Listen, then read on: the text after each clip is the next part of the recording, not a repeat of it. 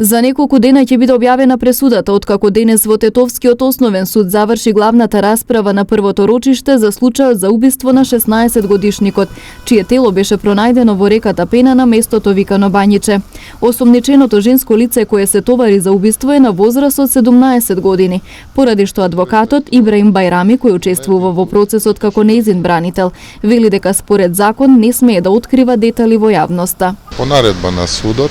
за кривичните предмети кои што се водат против малолетници, каде што жртви се малолетници, не се дозволени изнесување на било какви околности за настанот на кривичните постапки.